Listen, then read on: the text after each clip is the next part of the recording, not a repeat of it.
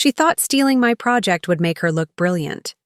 What she didn't know was that every slide, every line of code, and every mistake she made would lead her straight back to me.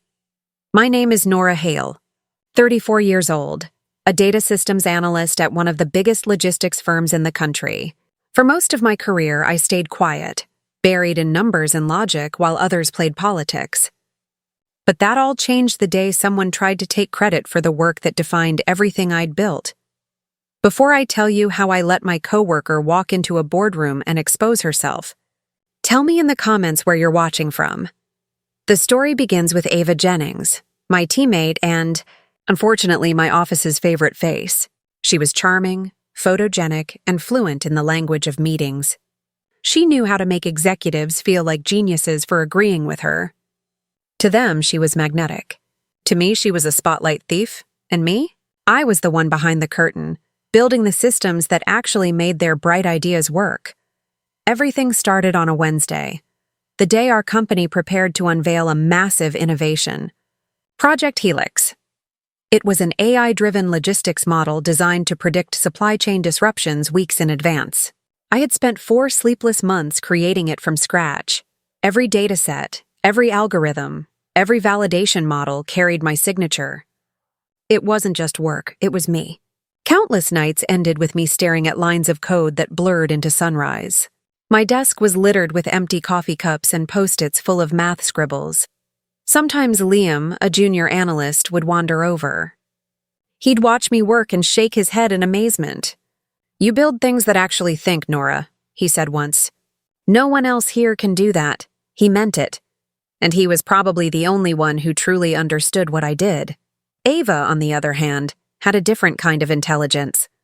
She didn't need to understand systems, just how to sell them. She'd take my technical explanations and repackage them into buzzwords. Synergy, scalability, cross-platform predictive optimization. In meetings, she'd wait for me to speak, then jump in right after. I'd say, "The algorithm adjusts based on variance detection," and she'd add, "Exactly. We can leverage those insights to drive predictive disruption." And just like that, heads would nod. Our manager, Evan, would beam. "Now that's the kind of big-picture thinking I love," he'd say, completely missing that she was repeating me word for word. I told myself it didn't matter. I wasn't here for credit. I was here for results. But that illusion shattered the week before the big presentation. Ava suddenly took an obsessive interest in my slides. She'd hover at my desk, offering to proofread my graphs or double-check a few numbers. Her tone was syrupy sweet. "Just making sure we're aligned before the big day," she said. I brushed it off, until I walked past Evan's office one afternoon and heard her voice. "I've been fine-tuning the AI model all week," she said smoothly. "It's tricky, but I finally stabilized the predictive layer." I froze mid-step. That was my work. My words. I stood in the hallway listening as she described algorithms she couldn't possibly understand. Evan sounded impressed. "That's fantastic, Ava. The VP's going to love this." My chest tightened. The paper cup in my hand crumpled. I didn't confront her, not yet. I walked to the restroom, locked the door, and stared at myself in the mirror. I looked pale, stunned, betrayed. The first emotion was humiliation. The second was anger. But beneath both was something sharper. Clarity. If I accused her outright, she'd win. She was adored. HR would call it a miscommunication. She'd cry if she had to. I'd look bitter. No. If I wanted justice, I'd have to be smarter. Let her hang herself with the rope she stole from me. That night, I didn't sleep. I sat at my desk and started to plan. I saved my completed 34-slide presentation of Project Helix onto a sleek gold USB drive. Every graph, every dataset timestamped and verified. I even embedded a metadata tag, created by N. Hale. Then I opened the version stored on the shared company server, the one Ava could access. I replaced it with an older draft, still polished enough to fool someone but full of unfinished sections. A few charts were blank, several algorithms were placeholders, and one slide literally read, "Insert final data here." It looked perfect until you tried to use it. Next, I created a safety net. I emailed Liam, subject, final Helix presentation, backup. Hey Liam, just finished the final version for tomorrow. Sending a password-protected copy in case anything weird happens to the shared drive. My brain's fried. See you in the morning. Timestamp sent. Trap set. The next day, the boardroom buzzed with energy. This presentation could redefine our company's future. Ava walked in glowing, tailored suit, confident smile. When she spotted me, she whispered, "Wish me luck." "Big day for both of us," I smiled back. "Break a leg." When the meeting began, Ms. Caldwell, the VP of Operations, took her seat at the head. She was sharp, precise, unreadable, the kind of executive who could slice through nonsense with a glance. Ava started strong. "Good morning, everyone. Today I'm thrilled to present Project Helix, our breakthrough in predictive logistics optimization." The title slide appeared perfectly. Then she clicked to slide 5. The chart displayed nonsense, placeholders, and missing data. The title read, "Insert Q2 comparison data here." The room fell silent. Ava blinked, forced a shaky laugh. "Must be a formatting issue," she said. She clicked again, another broken slide. Then another. Blank tables, incomplete graphs. The silence thickened. Ms. Caldwell leaned forward, her expression cool. "Ava," she said evenly, "the pre-read report I reviewed mentioned a complete, validated AI model. What exactly am I looking at?" Ava stammered. "That must be an earlier version." The final one was, Ms. Caldwell interrupted. "According to the report, the lead data architect listed here is Nora Hale. Ms. Hale, would you clarify?" Every head turned. My heartbeat slowed. I stood, walked to the front, and slid the gold USB into the laptop. "Of course," I said calmly.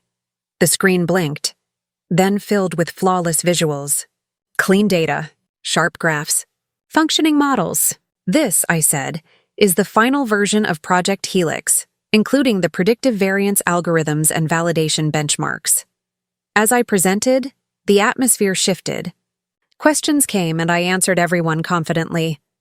When a director asked about anomaly filtering, I explained, "I wrote a secondary script that isolates inconsistencies before model training, improves accuracy by about 6%. A subtle murmur of approval rippled across the table. No drama, no accusation, just truth. By the end, the executives were engaged. Impressed. Ms. Caldwell gave a single nod, quiet, decisive. When it ended, I received real congratulations, firm handshakes, genuine smiles. Through the crowd, I caught a glimpse of Ava's face, pale, tight, stunned. She left before the applause stopped. Outside the boardroom, she cornered me. "Why did you do that to me?" she hissed. I looked at her evenly. "I didn't do anything to you, Ava. You tried to present something you didn't understand. It collapsed because you didn't build it." Her lip trembled. I leaned closer. "You didn't just try to steal my project," I said quietly. "You tried to steal my name. I just let you show everyone who you really are." I walked away. The following week, the entire atmosphere at work shifted. My name began appearing on internal memos.